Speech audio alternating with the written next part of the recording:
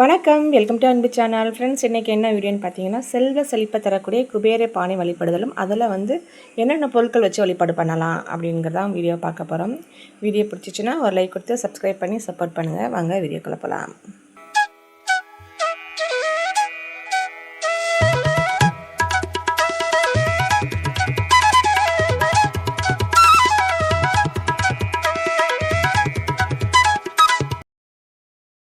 குபேர பானை வைக்கிறதுக்கு முன்னாடி ஒரு தாம்பலத்தில் நான் மஞ்சள் குங்குமம் வச்சு எடுத்திருக்கேன். அது மேலே பச்சரிசி பரப்பி விட்டுக்கிறேன்.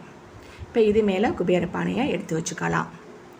இதுக்கு மஞ்சள் குங்குமம் வச்சு விட்டுக்கிறேன். இந்த பானையில் பச்சரிசி நம்ம நிரப்பி வச்சுக்க போகிறோம். பச்சரிசி மகாலட்சுமி தாயாருக்கு ரொம்பவே உகந்தது. அதனால் மகாலட்சுமி தாயாரை மனதளவில் நினச்சிட்டு இதில் பச்சரிசியை நிரப்பி வச்சுக்கலாம். கூடவே ஒரு 5 ரூபாய் காயின் இது மேலே நான் எடுத்து வச்சுக்கிறேன். இதுக்கு மேலே வைக்க போகிற பானை இதோட கொஞ்சம் சின்ன பானை. அந்த பானையை இது மேலே நம்ம எடுத்து வச்சுக்கலாம்.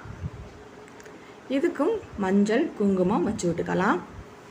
இதில் நவதானியங்கள் எடுத்து வைக்கலாம், இல்லை பருப்பு வகைகள் எடுத்து வைக்கலாம். நான் பருப்பு தான் எடுத்து வைக்க போகிறேன். இதில் துவரம் பருப்பு நிரப்பி வைக்க போகிறேன்.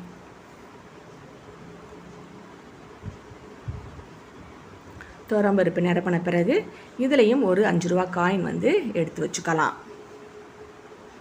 இதுக்கு மேலே வைக்க போகிறது இதோட குட்டி பானை, 3வது பானை. இந்த பானையை இது மேலே வச்சுக்கலாம். இதுக்கும் மஞ்சள் குங்குமம் எடுத்து வச்சுக்கிறேன்.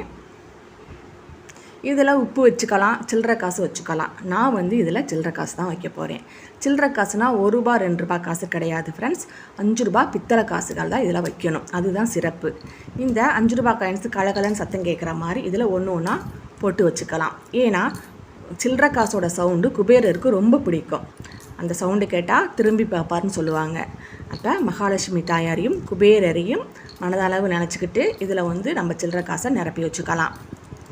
இதுக்கு அழகான ஒரு குட்டி மூடி கொடுத்துருக்காங்க. அந்த மூடியை இதில் போட்டு நம்ம மூடி வச்சுக்கலாம். இப்போ இதுக்கு மேலே நான் பூ வச்சு விட்டுக்க போகிறேன். கீழேயும் கொஞ்சம் பூ வச்சு அலங்குபடுத்தியிருக்கேன். இப்போ நான் குபேர தீபம் ஏற்றிக்கலாம்.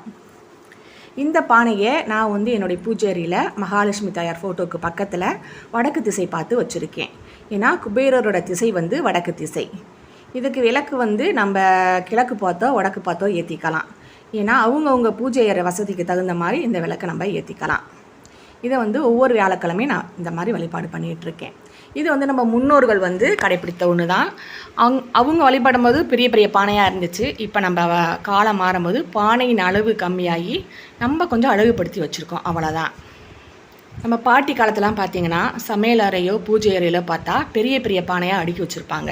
அதில் அரிசி, பருப்பு, புளி, உப்புன்னு அப்படி அடுக்கி ஒன்று மேலே ஒன்று வச்சுருப்பாங்க.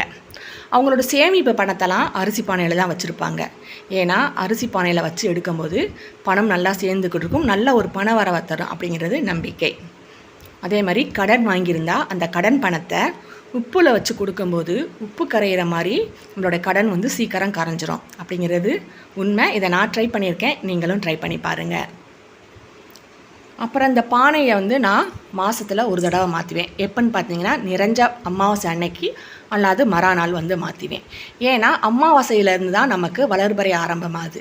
நம்மளுடைய தனம் தானியங்கள் நல்ல செல்வ செழிப்பை கொடுத்து நல்ல வளர்ந்து இருக்கணும் அப்படின்னு நான் அமாவாசை அன்னைக்கு மாற்றி வைப்பேன். இதில் இருக்க அரிசியை நான் காக்கா குருவிக்கு போட்டுருவேன். பருப்பை சமையலுக்கு யூஸ் பண்ணிப்பேன். அதில் இருக்க சில்லறை காசை நான் என்னுடைய பீரோவில் எடுத்து வச்சுட்டு இதில் வேறு காயின் மாற்றி வச்சுப்பேன். இந்த மாதிரி தான் ஃப்ரெண்ட்ஸ் நான் ஒவ்வொரு வியாழக்கிழமையும் குபேர தீபம் ஏற்றி வழிபாடு பண்ணிகிட்ருக்கேன். நீங்களும் இந்த மாதிரி குபேர தீபம் ஏற்றி வழிபாடு பண்ணுங்கள். மகாலட்சுமி தாயாரையும் குபேரரையும் மனதளவு நினைச்சிட்டு வழிபாடு பண்ணுங்கள். குபேர மகாலட்சுமி அருளும் நமக்கு கிடைக்கட்டும். நன்றி, வணக்கம்.